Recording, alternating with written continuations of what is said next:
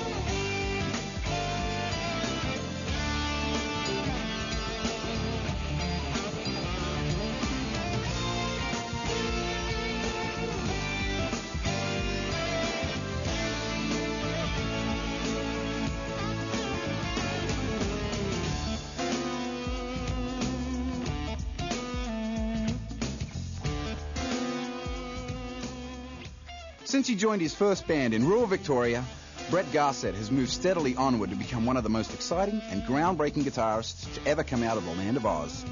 After being spotlighted in Guitar Player magazine, he came to the attention of Aussie megastar John Farnham and spent the next 4 years recording and touring all over the world.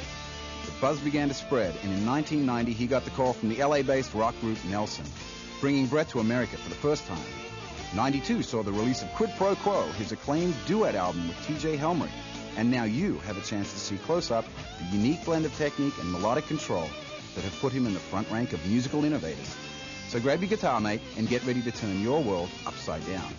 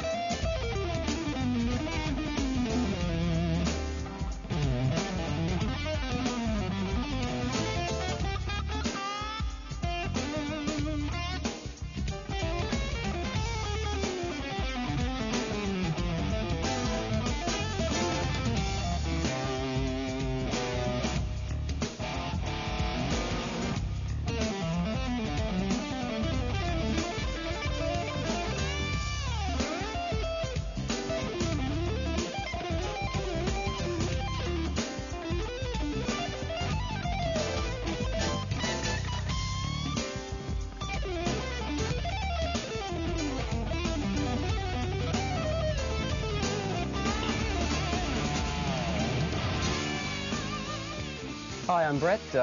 Welcome to my part of the show. So here we are at the lovely M.I recording studios. Nice big clean SSL behind me here. And I guess what we're going to do is discuss my bizarre approach to guitar and life and the universe. So we're basically going to do it in 3 bits. I guess we're going to do the first part will be like left-hand technique, legato, 4-note per string ideas, that sort of thing. The second part will be like right-hand technique, finger picking, all that sort of stuff. And then at the end, we're going to try and jam it all into some sort of coherent form so you can actually understand it and learn something from it, I hope. So without any further ado, it's time to dive straight into the REH tradition, the tune-up. And I was sweating over this, and I figured, what am I going to do, sit there and stare at the camera while you guys tune up? So I thought I might catch up on some heavy reading. So you know, you guys, I mean, I know I'm in tune, so you guys just go ahead, do your thing, and I'll tune up, you know.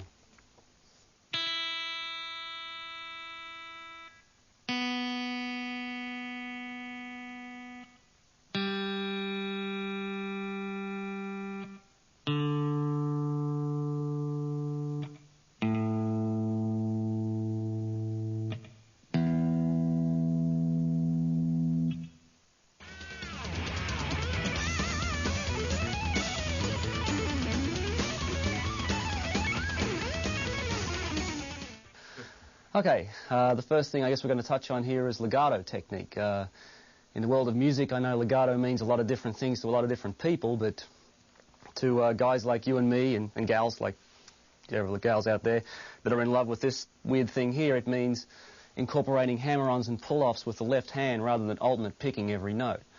I got into this when I first started to play because I was pretty much self-taught and I didn't realize that alternate picking even existed. I just sort of figured I liked the sound of the legato approach, and it was easy. It was a lot easier to play more intricate runs without having to worry about where your pick was and upstrokes and downstrokes. And it wasn't until later on that someone pointed out to me that I wasn't alternate picking that I almost considered giving up.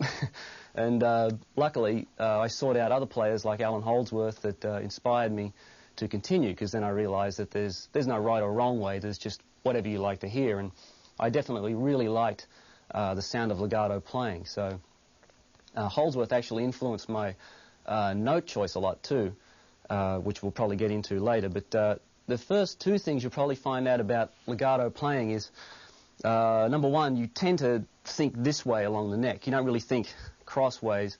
You tend to think this way because it's more beneficial to stack as many notes on one string as you possibly can. And if you're into two-handed playing like my partner in crime, T.J. Helmrich, that's anywhere up from 8 notes to however many you can get in there. So that's probably the first thing you'll encounter. The second thing is you'll probably find that it's actually harder to play slow than it is to play fast.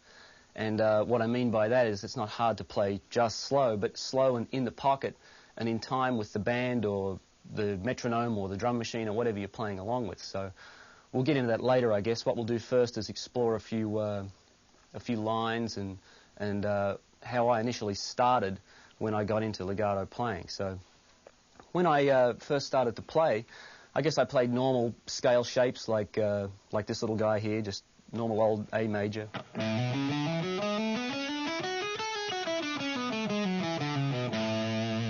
You know, real simple stuff like that. It wasn't too involved. And then, like I said, when I heard Holdsworth, I heard a lot of the passing tones and chromatic stuff that he did. And even though my ears weren't anywhere near as sophisticated enough to really tell what he was doing, how I interpreted that was he was just filling in the blanks. To me, it was like filling in the spaces in between the scale notes. And what that meant to me was 4 notes per string.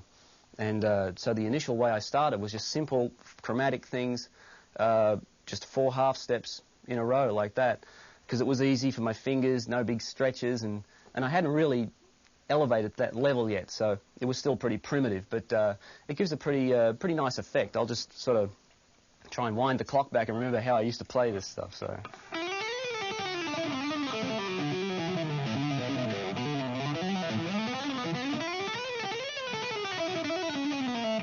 you know, it gives a nice sort of rolling effect, like a roller coaster type of thing. And once you actually figure out a few little scales and positions where you can use this stuff, it sounds really nice. Gives you some nice chromatic passing tones and gives you a lot of variation too. You probably wouldn't want to do it all the time because it'd get kind of repetitive and boring, but you know, that's part of the learning process, I guess. So anyway, what I really did was I would take simple things like this major scale shape I started with and fill in the blanks. So instead of simply playing, I would play, and so I would get more notes for my finger mileage, you know. So what I would do is I would take that and expand upon it as far as I could.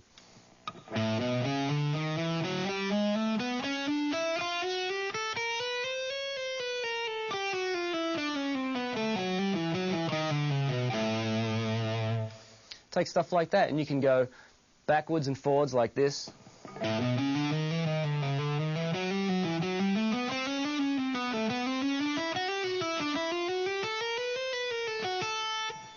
So it's a very cool approach. It's totally limitless in its applications, and it's easy on the hands, and it's very effective for spicing up otherwise mundane-sounding scales. So you can apply it to anything. It works really well around chromatic ideas, actually. Not chromatic, pentatonic ideas, I should say, because they're all pretty much arranged pretty straightforward across the neck with lots of 4 semitone gaps. Like if you take like A minor pentatonic like this, you can see on the first 2 strings here you've got a couple of nice little 4-note per string lines there. So instead of just going, you can go. Same on the way up. There's a nice 4-note per string gap there.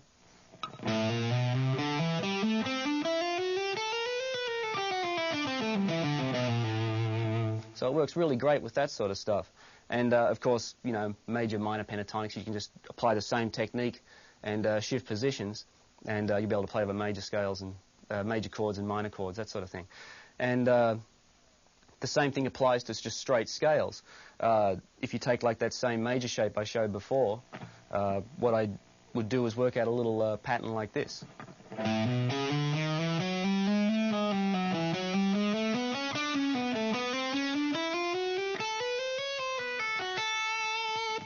And just, like I said, filling in the gaps.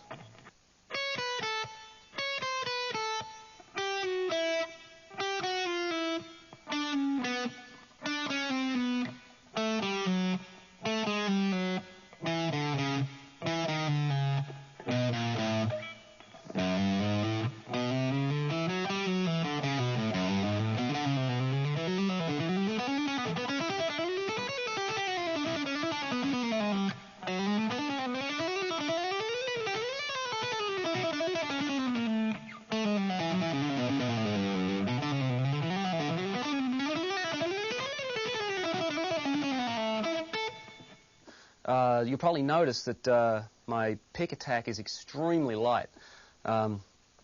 This isn't a rule, but it's because I vary it from time to time. Obviously, you want dynamics. But while you're playing legato runs, if you want that effect of just a smooth, flowing, continuous line, you can't really blend in like... You know, it's just not going to work. You've got to adjust your dynamics to the point where the pick is almost the same velocity as the hammer-on or the pull-off. So, and also another important thing I should mention about the subject of pull-offs, you don't really want to drastically pull your fingers down. You don't want to go...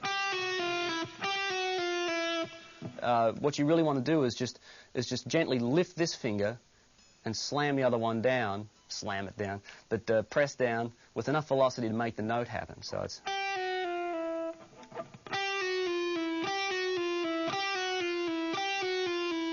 And you may notice that I actually add quite a few pick notes in there as well, because sometimes, as with the third finger you'll find on your left hand, it's quite weak, so it's hard to get enough velocity out of that to really make the note happen. So a lot of times in a descending pattern like that, I will use an upstroke and a downstroke for the 4th finger and the 3rd finger, then the other 2 will hammer on like this. But always making sure that the velocity of the pick is not too harsh that it stands out, so you get a nice flowing effect.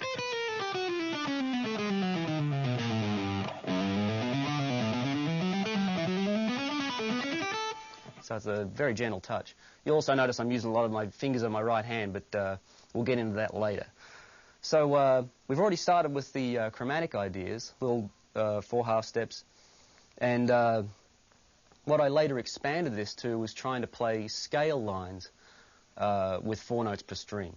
And the first thing I discovered about this was that it's kind of tough, because I'm not exactly gifted with a massive stretch like some people, and I have fairly normal-sized hands. So anyone out there with a similar problem, I can relate. So this isn't for the genetically gifted only. So if I could figure out a way around it, you guys can too.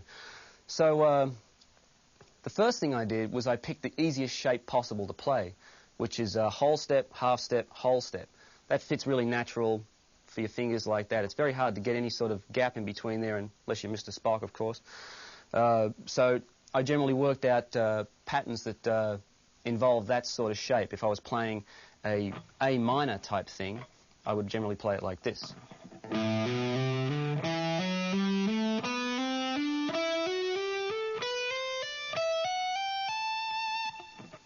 That's A Dorian, but you know what I'm getting at. So any sort of shape where it was like whole step and a half step in between there, that's what I generally started with. And eventually I got comfortable with the idea to the point I would generally sort of include it in with my other chromatic little lines so I could get effects like this.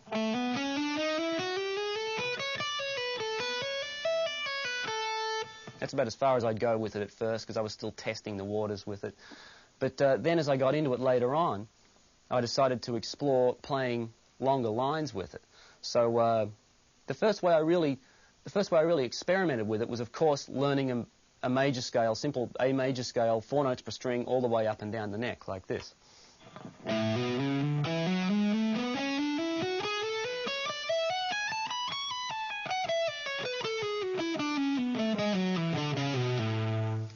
Like that. I practiced it for a while, and I think in the hopes of getting it up to mind-boggling speed, and it didn't really happen. And then I sort of realized that if you actually did play that in a piece of music, it would definitely sound like something you would spend a long time practicing. So the last thing you ever want to do is include a practice regimen in your playing. That's got nothing to do with music, you know. It's supposed to be a means to an end. So the way I would utilize that in my playing was I would generally utilize it as a way of maneuvering around the neck. I would rarely ever do it on more than 2 strings in a row, but it's a really fantastic way to break out of box patterns. And I say this because a lot of people that have ever come to me for lessons or anything like that, they've generally been 3 note per string kind of players, and it's a really handy technique to bust out of that mold.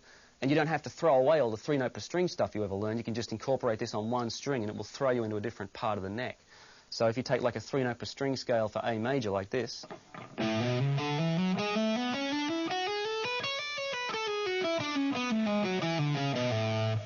you're sort of generally locked in around this position here, between the 5th and the 10th fret. And if you want to bust out of that and get up to the 12th, 15th fret really fast, all you've got to do is just 2 strings, 4 notes per string. So,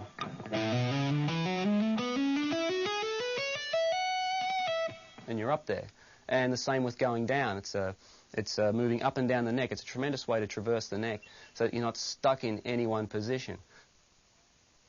If you're having trouble with stretches, there's a way around that by using slurs or slides or whatever you want to call them. You don't have to always play like 1, 2, 3, 4 fingers like this. Like you don't have to always go. You can just use these 3 fingers so you can get a bigger stretch, and then slide the last one so you can.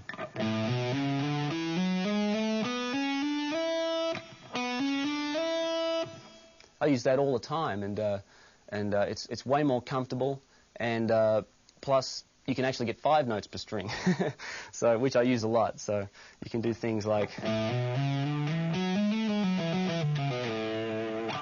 And there's actually a major pattern which I've worked out, which you may find helpful, which goes all the way up and then back down again, and at the note up here it has a slur, and at the bottom down here it has a slur. So it's 5 notes per string at each end of it. So it starts off like this.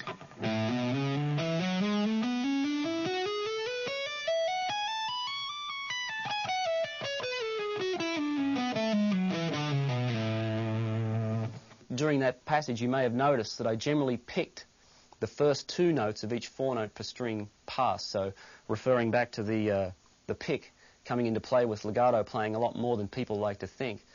You do have to pick a lot of notes just to get the accents in the right place, so once again I'll do that and you can check that out.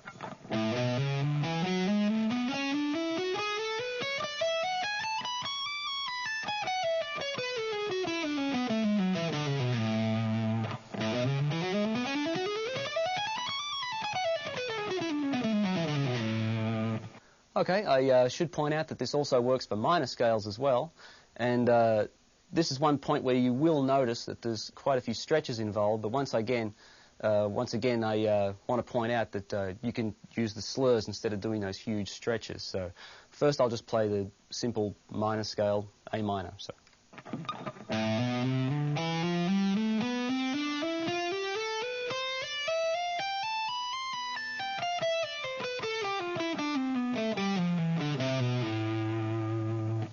So as you can see, once again, it's not too bad for the very first position.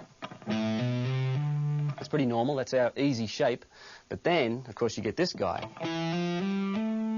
So kind of a nasty little stretch there, the half step and then 2 whole steps. And then at one point, you actually get 4 whole steps in a row. So if that tends to be a problem, pull in the old slurring trick and do this.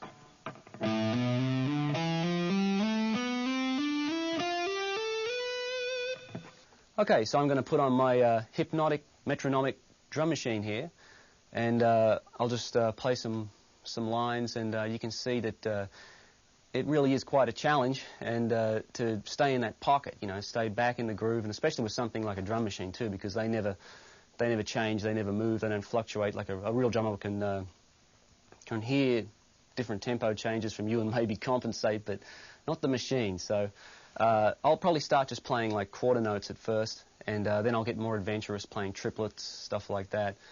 And also pay attention to the fact the lines themselves have to be in time with themselves. You can't have things like this going on. You can't be going.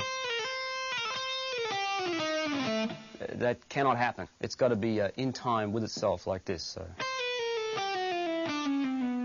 at all times. So it has a nice flowing effect to it, and that will greatly improve your chances of staying in time with the drum machine or the rhythm section. Notice how I use a lot of slurs, stuff like that, to get different phrasing ideas. What I'll do is I'll probably play pretty much with the drum machine at first, then I'll get more adventurous, and you'll see how I'm pretty much unhampered by any sort of 3-note per string or triplet concepts, things like that. Rhythmically, it's very free, and also note-wise around the neck, it's very free. No positions or box patterns or anything like that. So without further ado, let's get into it.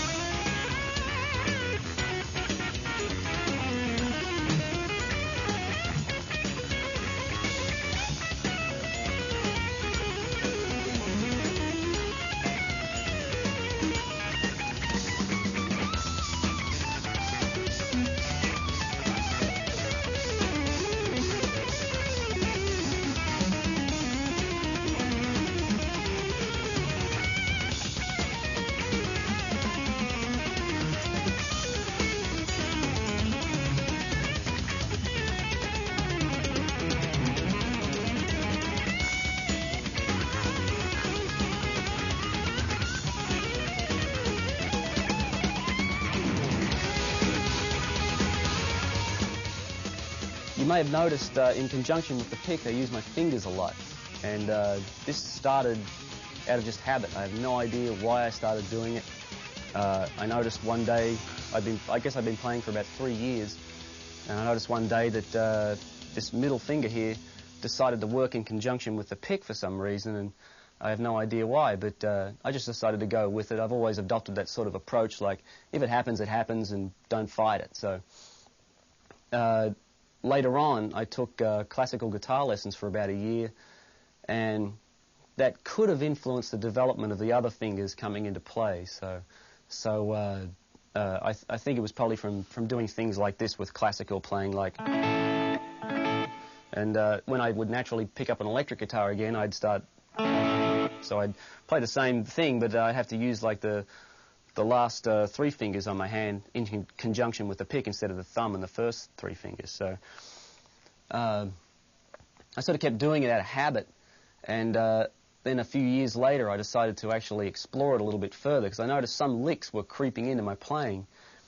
utilizing this technique, and I thought, well, you know, it's there, I might as well explore it. And what I didn't realize, it was actually an incredible turning point for me, because remember how I said with legato, you tend to think this way all the time. Consequently, I had no arpeggio ideas at all, pretty much, because I had my lack of picking ability, I think, hampered my thought process for any sort of cross-picking or anything like that. So I just kept trying to stack everything on strings, thinking this way. If I ever did an arpeggio, like if someone ever played, I'd try and play it like... I'd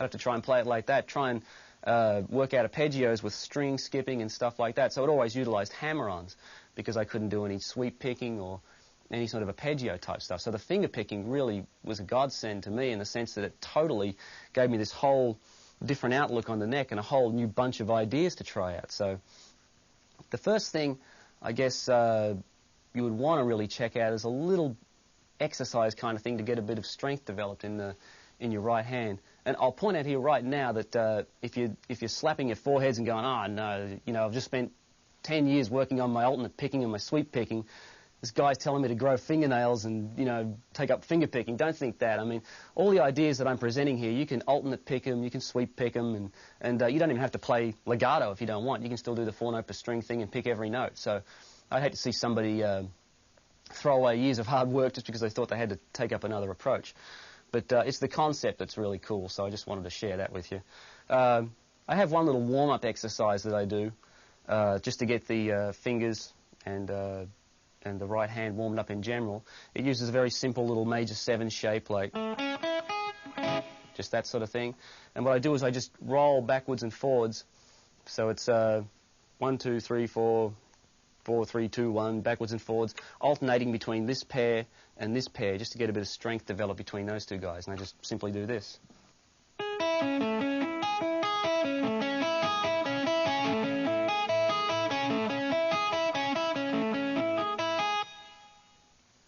Okay, so I guess you've probably seen from that extreme close-up, I have slight fingernails. They go slightly past the flesh of the finger. It's no big deal. You don't really have to, you know, get that hardcore about growing your fingernails or anything. I keep them filed pretty short so they don't get in the way of everything. And it's actually part of the smooth sort of percussive nature of this technique. Part of it lies in the fact that it's the flesh of the finger that hits the string first, and then the nail follows through. You can sort of hear it.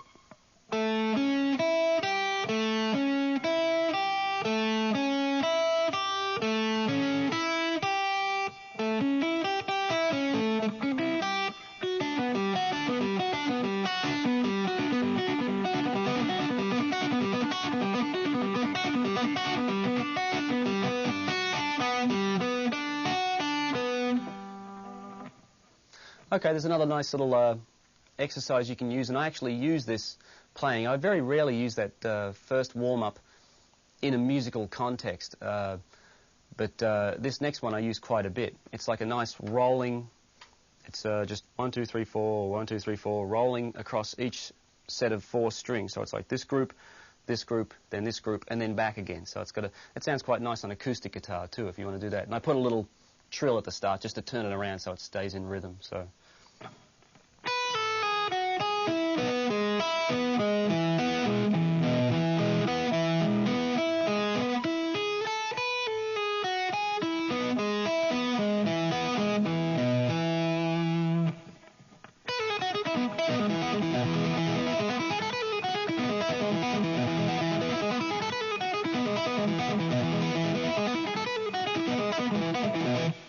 Okay, so some of the initial simple ideas that I came up with from this technique were actually based around our little friend, the major 7 arpeggio, the little, or chord, I guess.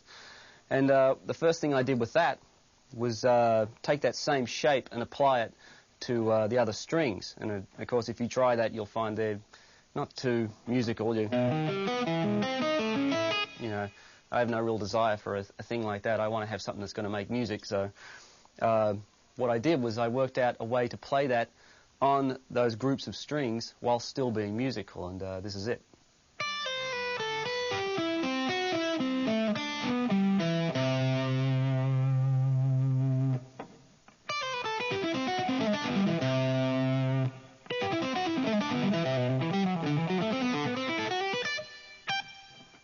So you can see how that really slots in there really nicely. Has a nice flowing effect to it, and believe me, the possibilities all stemming from our little pal there are absolutely limitless. I sort of based a lot of my thought process around that shape, that sort of diagonal shape across the neck, and the first thing I did was expand the intervals to find what other possibilities there were. So if we started with a major shape, so if you're playing in A major, our old buddy works well. If it's A minor, you have to just stretch your fingers a little bit. Any sort of altered stuff. And pentatonics work great too. They're a bit of a stretch, but what you generally do if you want to play A pentatonic, all you have to do is start on the fifth, and you get a really nice minor pentatonic. And it's 4 whole steps all on the way, so it is kind of a stretch. But for someone like me who hasn't got much picking technique, it allows me to play a pentatonic run, which I would otherwise find kind of clumsy. So just stretch your fingers out like that, and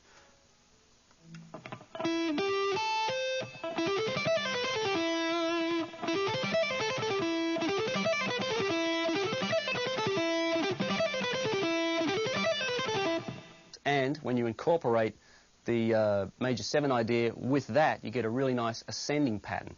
And all you have to do is tag it with a little slur on each string. It'll be either the first string or the 4th string, and you can continue on up the neck, and you'll hear it.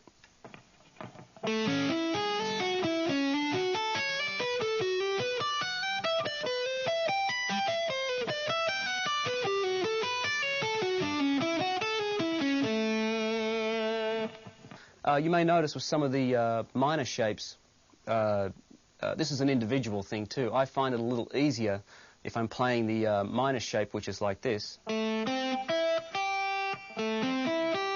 I find it easier to bar the 2 strings, the 2nd and 3rd string, with my 2nd finger, rather than trying to play it with the 2nd and 3rd finger.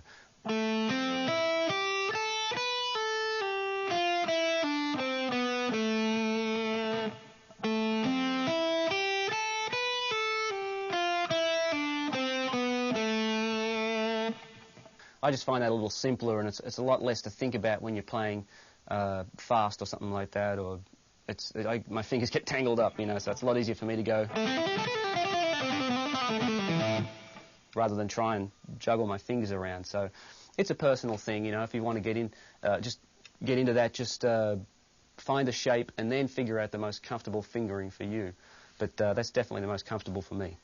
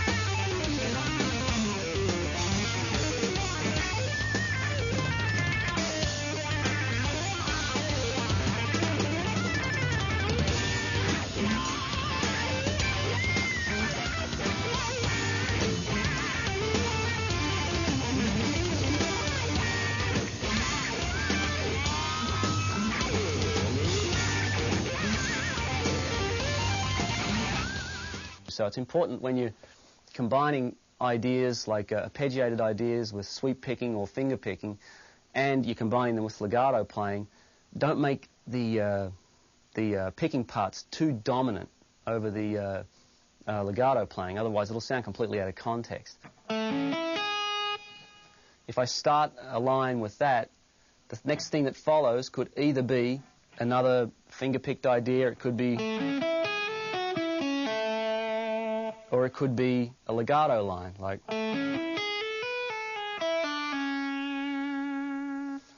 The one cool benefit about this whole technique is actually its limitation. The fact that it's really awkward to try and play 6-string arpeggios. The good thing is, by its very nature, it's really easy to play just 2 strings, 3 strings, 4 strings, so you can get things like this happening.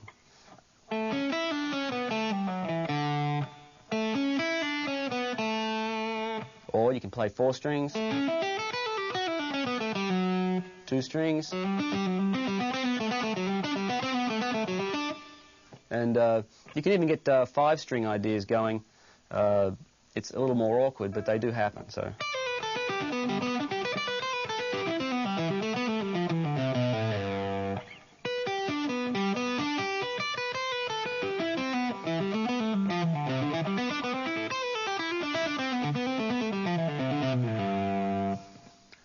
Notice how it's almost impossible to really pinpoint what's happening at any one time, and that's because the two things are so interwoven that there is no real differentiation between the two. It's just one big style now. So what I should do now is probably turn on our old friend, the drum machine, and just improv for a while and move around the neck and give you a chance to check this out at close quarters.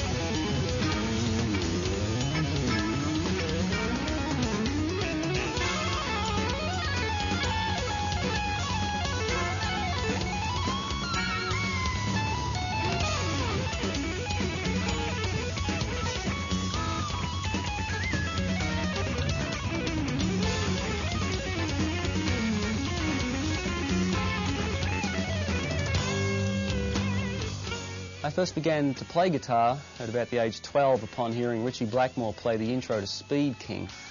From then on, I became like a complete Blackmore fanatic. And from then on, I got into Jeff Beck, Eric Clapton. I was very influenced by Rory Gallagher. Then my taste sort of changed a bit when I heard Larry Carlton and heard somebody playing some chord changes with the greatest of ease and decided to try and pursue that approach. And then, of course, Eddie Van Halen came along. Eddie's such a standard influence, you almost forget to mention the guy. And then the turning point was probably hearing Alan Holdsworth, and he definitely changed my harmonic sense. And I'd say the next turning point was probably hearing Scott Henderson, who influenced me a great deal on learning to play at a slower tempo with good time and good phrasing. So his playing's had a profound effect on me. And also, working with T.J. Helmrich's had a massive impact on me. So T.J.'s playing has influenced me a great deal.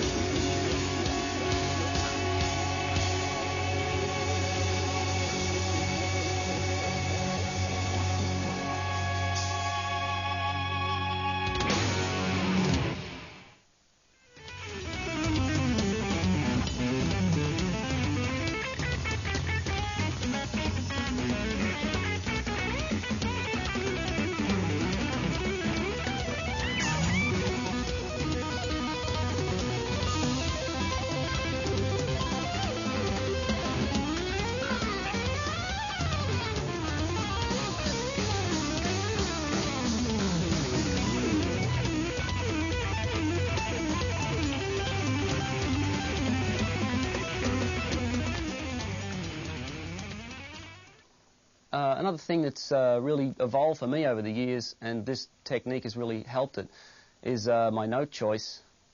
And it's probably due to listening to a lot of people like Alan Holdsworth, Scott Henderson, a lot of fusion players, and actually primarily guitarists that are probably influenced by horn lines.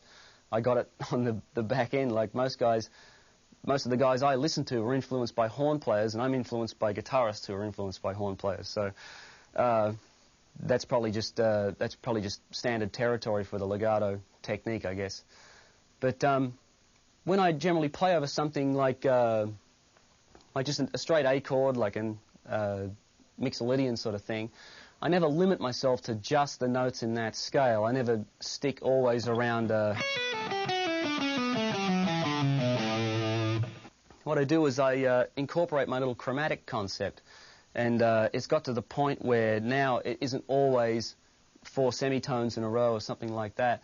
It's busted up to the point where it's pretty much just random. So if I was going to play a line like, what I would probably do is just play, instead of playing, I would probably just play. So instead of getting, we get, it sounds really, I like that because it sounds really out to play that E flat, and it, I like the sound of that. So, and what I do is apply that, lots of flat fives, things like that.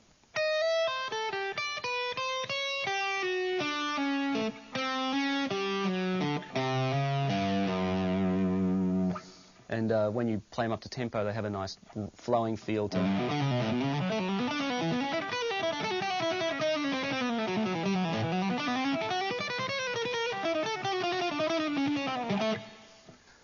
And also, another thought process I use over static chord changes, like if you were just playing over that A7 sort of vibe there, a lot of times I'll base my ideas around other chords. I would think over that, if I was just playing over that for infinite amounts of time, what I would do is base some of my ideas around G major arpeggios. So I'd be playing.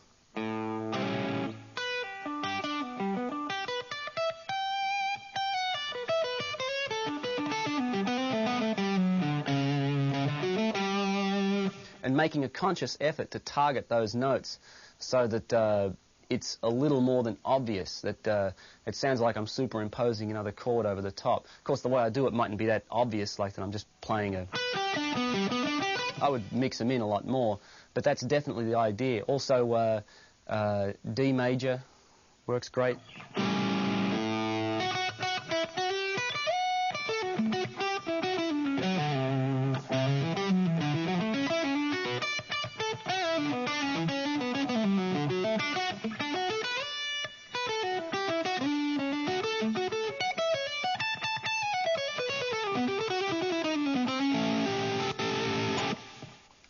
So it's great. It really colors up the sound a lot. And plus, it gives you somewhere to go.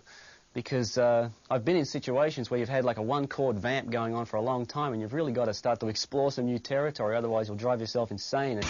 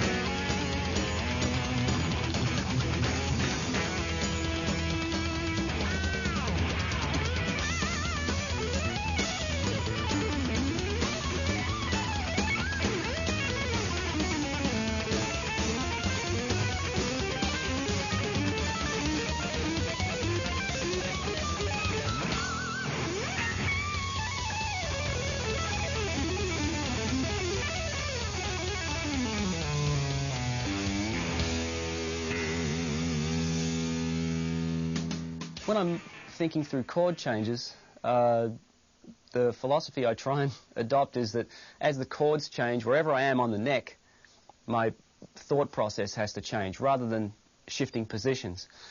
Say if it was a chord progression just going from A7 to D7. If the A7 was happening and I'm playing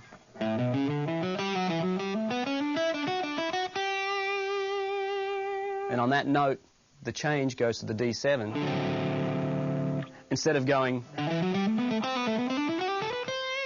and like doing this huge position shift, what I would do is the minute I land on that G, it would all of a sudden become the 4 of the D chord. So A.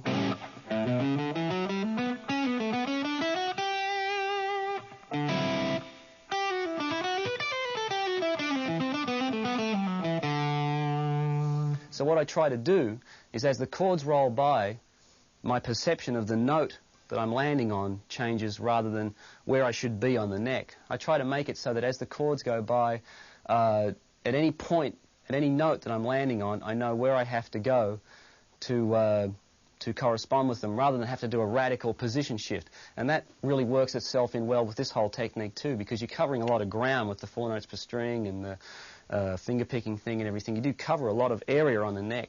You rarely dwell in one spot for a long time, so it's important to get familiar with your note choice, and every now and then I get lucky and I kind of get it right.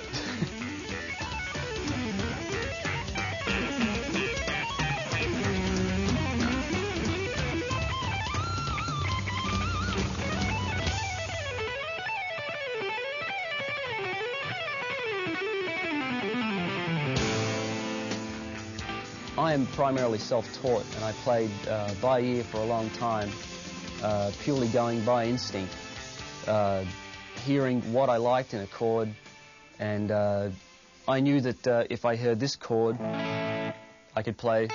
And if I heard I didn't have any idea what the mode was. I didn't even really care. All I knew was that I had to change that note, and then I could play over that chord. So my ear developed to a point where I could pretty much hear changes go by and just follow them. And as long as they weren't too complex, I could get through them unscathed. As the music I gradually began to like involved more complex chord changes, I had to develop more of a knowledge of certain scales and that sort of technical. Some sort of technical aspects of it. But when I hear a chord, I can instantly tell what the thirds and the fifths, the sevenths and everything, all that sound like and their relationship to the note I'm playing. So that's how I navigate chord changes. I primarily go by ear, and it's actually not as bad as that might sound. You may think that's kind of a precarious way to do it, but the good thing is you can jump up on stage with pretty much anybody. Well, maybe not anybody, but jump up on stage with somebody and have a quick impromptu jam session, and you don't have to have a chart in front of you. You don't even really need to know what key the song is in. Just start playing and feel your way through it. So it becomes a very instinctive approach. I would definitely recommend that you develop your ear as much as possible, as well as the other aspect, of course, the technical aspect. A good tool I used for doing that is to simply play to the radio. Just put on the radio and solo over the chords to the records that they play, the tunes, and flow through the changes. And the good thing is if you can cop a station that has a playlist that isn't anything like you'd normally listen to, so you don't know any of the songs, you've got to think really fast to cop the changes, and that's generally the sort of practice method I use.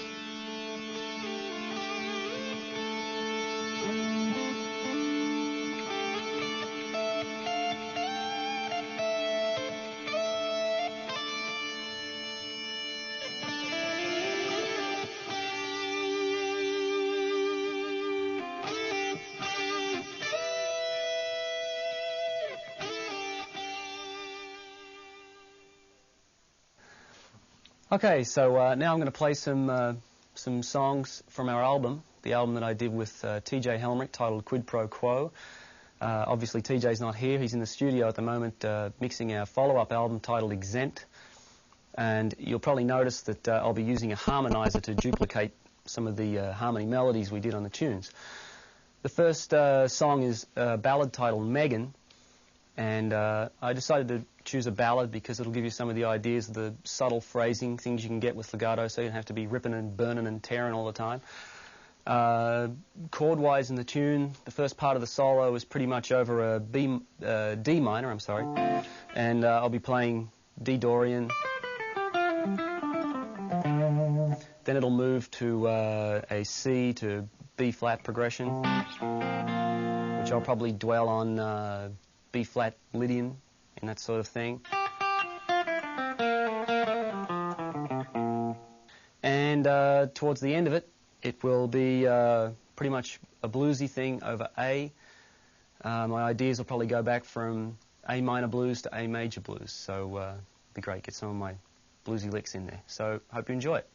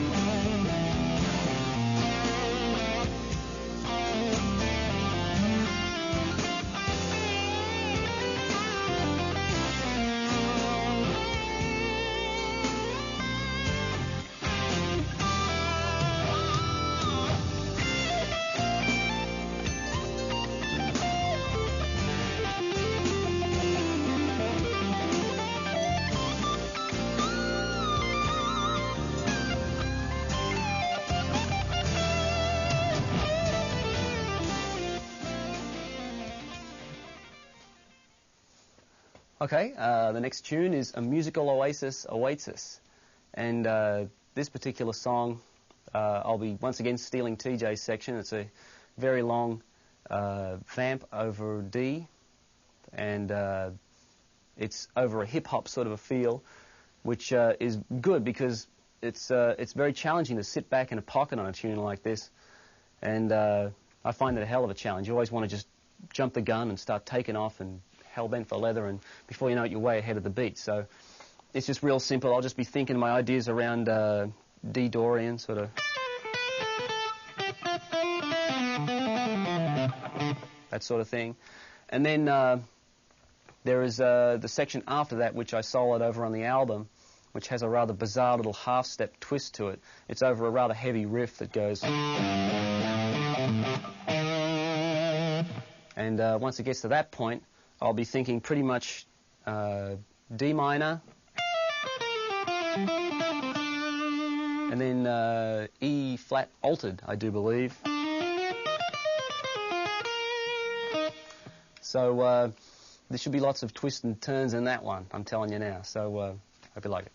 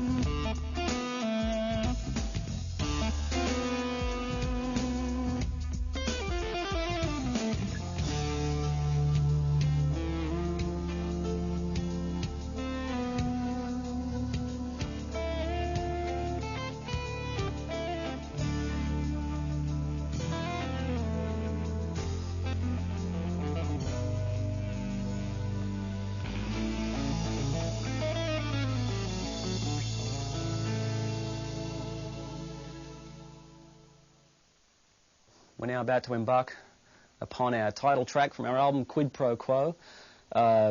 Once again, a nice laid-back groove, back in the pocket, and good because you can play like straight quarter note ideas and get into some nice triplet phrasing ideas, so look out for that sort of stuff. I'll be looking out for it too.